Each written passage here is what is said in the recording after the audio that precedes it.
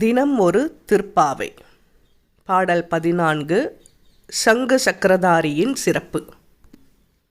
உங்கள் புழக்கடை தோட்டத்து வாவியுள் செங்கழுநீர் வாய் நெகிழ்ந்து ஆம்பல் வாய் கூம்பினகான் செங்கல் பொடிக்கூரை வெண்பல் தவத்தவர் தங்கள் திருக்கோயில் சங்கிடுவான் போதந்தார் எங்களை முன்னம் எழுப்புவான் வாய்ப்பேசும் நங்காய் எழுந்திராய் நாணாதாய் நாவுடையாய் சங்கோடு சக்கரமேந்தும் தடக்கையன் பங்கையக் கண்ணானனை பாடேலோர் எம்பாவாய்.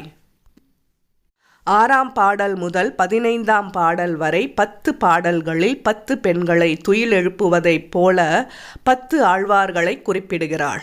இப்பாடலில் திருப்பாணாழ்வாரை குறிப்பிடுகிறாள். எங்களை முன்னதாகவே வந்து எழுப்புவேன் என்று வீரம் பேசிய பெண்ணே, கொடுத்த வாக்கை மறந்ததற்காக வெட்கப்படாதவளே, உங்கள் வீட்டின் பின்வாசலில் உள்ள தோட்டத்து தடாகத்தில் செங்கழுநீர் மலர்கள் மலர்ந்துவிட்டன. ஆம்பல் மலர்கள் தலை கவிழ்ந்தன.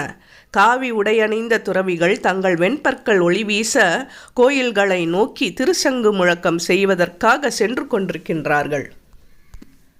ஆனால் பெண்ணே, சங்கும் சக்கரமும் ஏந்திய பலமான கரங்களை உடையவனும் தாமரை போன்ற விரிந்த கண்களை உடையவனுமான கண்ணனை பாட இன்னும் நீ எழாமல் இருக்கிறாயே.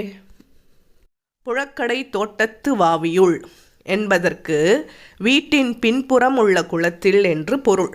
அரங்கநாதர் குடிக்கொண்டுள்ள வீடான திருவரங்கம் அமைந்துள்ள காவிரி கரைக்கு அப்பால் உள்ள பாணர்சேரியில் பிறந்தவர் திருப்பாணாழ்வார். தங்கள் திருக்கோயில் சங்கிடுவான் போதந்தார் மேன்மக்கள் மட்டுமே தரிசிக்க இயலும் அக்காலத்தில் நேரடியாக இறைவனே தன் திருக்கோயிலுக்குள் வர செய்து முக்தி அளித்தார் என குறிப்பிடுகிறாள். ஆண்டாள் நாச்சியார் திருவடிகளே சரணம்.